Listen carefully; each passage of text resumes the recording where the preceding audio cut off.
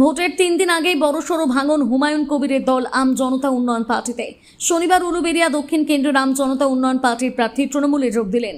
রাজ্যের বিদায়ী মন্ত্রী তথা উলুবেড়িয়া দক্ষিণ কেন্দ্রের তৃণমূল প্রার্থী পুলক রায়ের হাত ধরে দলীয় পতাকা তুলে নেন আম জনতা উন্নয়ন পার্টির উলুবেড়িয়া দক্ষিণ কেন্দ্রের প্রার্থী শেখ হাবিব। হুমায়ুনের দল ত্যাগী প্রার্থী দাবি করেন সংখ্যালঘুদের উন্নয়ন একমাত্র মমতা বন্দ্যোপাধ্যায় করতে পারবেন, তাই তৃণমূলে যোগ দেওয়ার সিদ্ধান্ত বলে দাবি তার।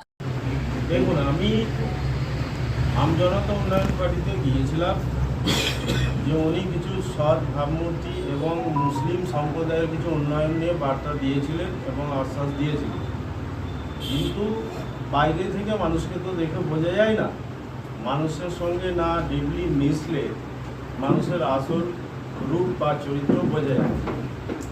তো আমি হাওড়া জেলার সহ সম্পাদক হয়ে এবং উলুবেড়িয়া দক্ষিণের 178-এর ক্যান্ডিডেট হয়ে ওনার সঙ্গে একটু গভীরভাবে মিশে বুঝলাম যে ওনার কোনো সৎ উদ্দেশ্য নেই।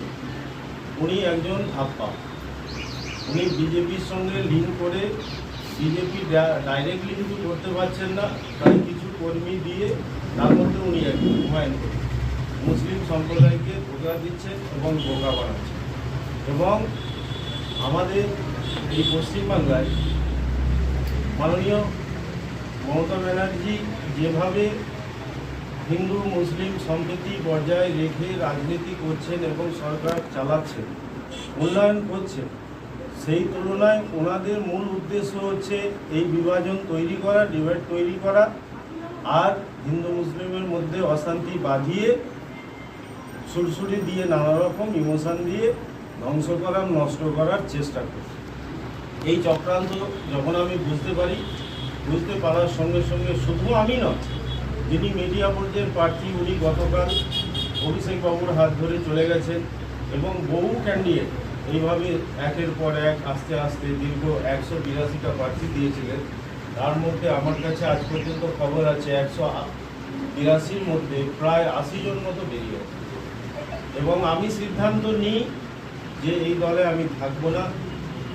আমাদের দাদা দীর্ঘ বহুদিনের এমএলএ সাহেব রয়েছেন, ইনার চরিত্র, ইনার ব্যবহার আমরা দেখছি, আমার বিবেক থেকে আমি মানতে পারছি না।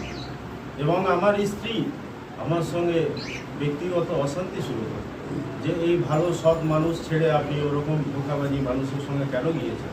তাই আমি সিদ্ধান্ত পরিবর্তন করে আমি আমার বন্ধু রেজাউল আছেন, ওনার সঙ্গে আমি আলাপ করি, ওরে কথা বলে ওনার মাধ্যমে আমি স্যারের কাছে এসে আমার সমস্ত কথা যে স্যার আমি এইভাবে ফেসে গেছি, আপনি আমাকে বাঁচান।